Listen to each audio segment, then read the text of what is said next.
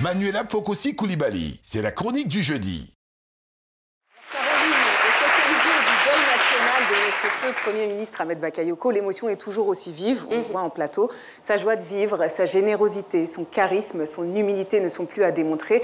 Raison pour laquelle la chronique d'aujourd'hui sera peut-être un peu moins teintée d'émotion par rapport à la semaine dernière et un peu plus technique, entre guillemets, car il existe une facette d'Mbak que j'ai tenu à mettre en avant, et cette facette est celle d'un bâtisseur. Alors, comme la fourmi dans la célèbre fable de La Fontaine, le Premier ministre Ahmed Bakayoko savait préparer la bise, autrement dit l'hiver. Il a vécu en n'oubliant jamais que si aujourd'hui est acquis, demain n'est pas garanti.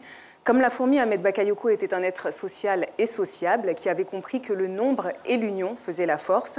Il avait cette intelligence, cet esprit ouvrier, et pour cela, il suffit d'observer ses réalisations. C'est un homme qui a su très tôt développer une stratégie dans plusieurs pans de la société, et elle reposait principalement sur deux armes, l'arme économique, l'argent, et l'arme humaine, le cœur. C'est cette stratégie qu'a déployée le Premier ministre à plusieurs niveaux, et s'il laisse un vide abyssal derrière lui aujourd'hui, c'est justement parce qu'il a su être un atout indispensable sur plusieurs plans.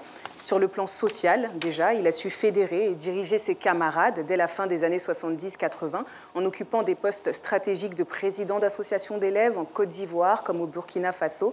Et cela prouve qu'il avait déjà saisi l'importance de se constituer un large réseau et qu'il s'en servirait au moment opportun en démarrant dans la vie professionnelle, justement parce qu'on dit souvent à la fin des études que les camarades d'hier sont les associés potentiels de demain. Tout à fait. Il ne s'est jamais éloigné de cet aspect social malgré son ascension. Tout au long de sa carrière, il maintenait le contact et faisait régulièrement des dons aux associations à travers sa fondation Mayama, qui portait le nom de sa maman. Sur le plan culturel, ensuite, là aussi, le Premier ministre a déployé cette stratégie économique et humaine en promouvant et en s'érigeant en véritable mécène des artistes et des sportifs, pour l'amour de l'ambiance et des autres avant tout. Mais il avait également conscience que ces derniers constituaient de véritables atouts, car ils étaient les maillons entre jeunesse et politique.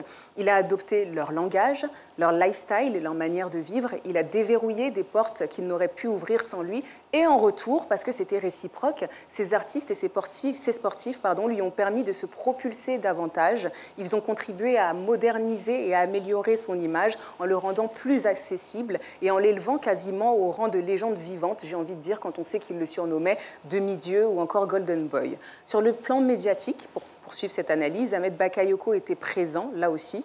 Il a fondé le quotidien Patriote, Le Patriote, en 1990, et il a habilement joué sa carte de leader étudiant à ce moment-là pour servir ses futures ambitions politiques, puisqu'il a permis au Patriote de devenir l'organe de presse du PDCI-RDR, et en plus de la presse écrite... Du PDCI-RDA. RDA, pardon, c'est une erreur de ma part. Et en plus de la presse écrite, il a conquis la radio nationale, dont il est devenu le premier PDG en 2000. Sur le plan business, également, Ahmed Bakayoko était un self-made man qui apprenait vite et bien.